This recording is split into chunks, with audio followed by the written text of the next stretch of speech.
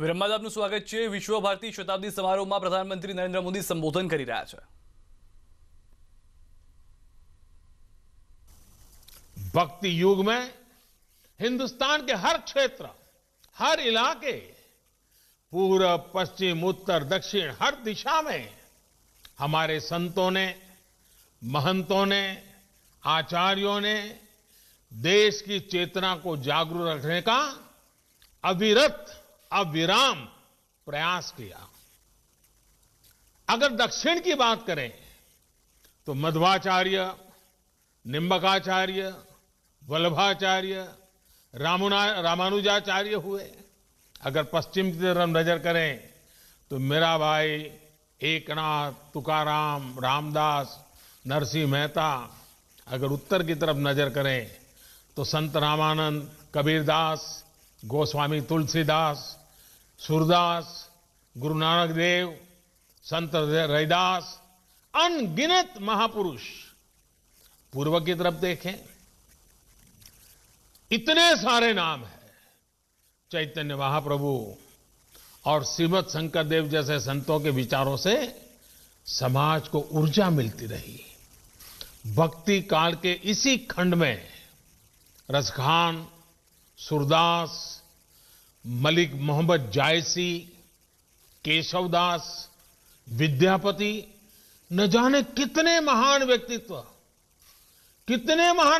हुए, जिन्होंने अपनी रचनाओं को और रचनाओं से समाज को सुधारने का भी, आगे बढ़ने का भी और प्रगति का मार्ग दिखाया। भक्ति काल में इन पुण्य आत्माओं ने जन जन के भीतर एकता के साथ खड़े होने का जज्बा पैदा किया। इसके कारण ये आंदोलन हर क्षेत्रीय सीमा से बाहर निकलकर भारत के कोने कोने में पहुंचा। हर पंथ, हर वर्ग, हर जाति के लोग भक्ति के अधिष्ठान पर स्वाभिमान और सांस्कृतिक धरोहर के लिए खड़े हो गए। भक्ति आंदोलन का वो डोर और भक्ति आंदोलन वो डोर थी जिसने सदियों से संघर्षरत भारत को सामूहिक चेतना और आत्मविश्वास से भर दिया। साथियों, भक्ति का ये विषय तब तक आगे नहीं बढ़ सकता जब तक महान काली भक्त श्री रामकृष्ण परमहंस जी की चर्चा न हो। वो महान संत जिनके कारण भारत को स्वामी विवेकानंद मिले। स्वामी विवेकानंद भक्ति, ज्ञान और कर्म तीनों को अपने में समाये हुए थे। उन्होंने भक्ति का दायरा बढ़ाते हुए हर व्यक्ति में दिव्यता को देखना शुरू किया। उन्होंने व्यक्ति और संस्थान के निर्माण पर बल देते हुए कर्म को भी अभिव्यक्ति दी, प्रेरणा दी। साथियों, भक्ति आंदोलन के सैकड़ों वर्षों के कालखंड के साथ साथ देश में कर्म आंदोलन भी चला। सदियों से भारत के लोग गुलामी और साम्राज्यवाद से लड़ रहे थे।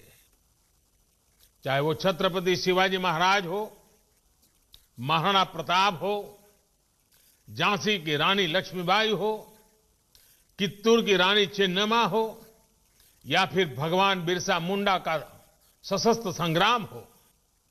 अन्याय और शोषण के विरुद्ध सामान्य नागरिकों के तप, त्याग और तर्पण की कर्म कठोर साधना अपने चरम पर थी। ये भविष्य में हमारे स्वतंत्रता संग्राम की बहुत बड़ी प्रेरणा बनी। साथियों, जब भक्ति और कर्म की धाराएं पूर्वहार थी तो उसके साथ साथ ज्ञान की सरिता का ये नूतन त्रिवेणी संगम आजादी के आंदोलन की चेतना बन गया था। आजादी की ललक में भाव भक्ति की प्रेरणा भरपूर थी। समय की मांग थी कि ज्ञान के अधिष्ठान पर आजादी की जंग जीतने के लिए वैचारिक आंदोलन भी खड़ा किया जाए और साथ ही उज्जवल भावी भारत के निर्माण के लिए नई पीढ़ी को तैयार भी किया जाए। और हम में बहुत बड़ी और इसमें बहुत बड़ी भूमिका निभाई उस समय स्थापित हुई कई प्रतिष्ठित शिक्षण संस्थानों ने, विश्वविद्यालयों ने।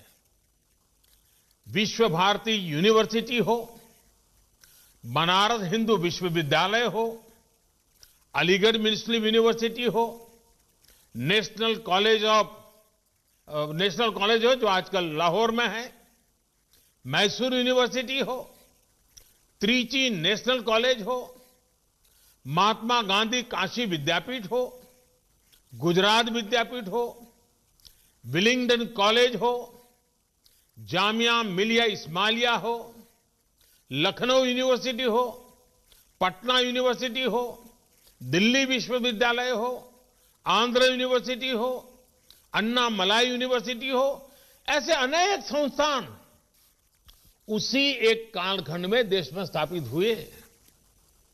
इन यूनिवर्सिटीज में भारत की एक बिल्कुल नई विद्वत्ता का विकास हुआ।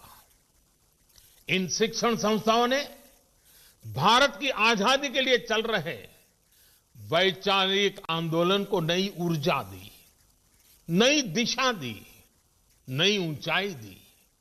भक्ति आंदोलन से हम एकजुट हुए, ज्ञान आंदोलन ने बौद्धिक मजबूती दी और कर्म आंदोलन ने हमें अपने हक के लिए लड़ाई का हौसला और साहस दिया। सैकड़ों वर्षों के कालखंड में चले ये आंदोलन त्याग, तपस्या और तर्पण की अनूठी मिसाल बन गए थे। इन आंदोलनों से प्रभावित होकर हजारों लोग आजादी की लड़ाई के बलिदान देने के लिए, उस आजादी में बलिदान देने के लिए एक के बाद एक आगे आते रहे। साथियों, ज्ञान के इस आंदोलन को गुरुदेव द्वारा स्थापित विश्व भारती विश्वविद्यालय ने नई ऊर्जा दी थी। गुरुदेव ने जिस तरह भारत की संस्कृति से जोड़ते हुए, अपनी परंपराओं से जोड़ते हुए विश्व भारती को जो स्वरूप दिया, उसने राष्ट्रवाद की एक मजबूत पहचान देश के सामने रखी। तो विश्व भारती में प्रधानमंत्री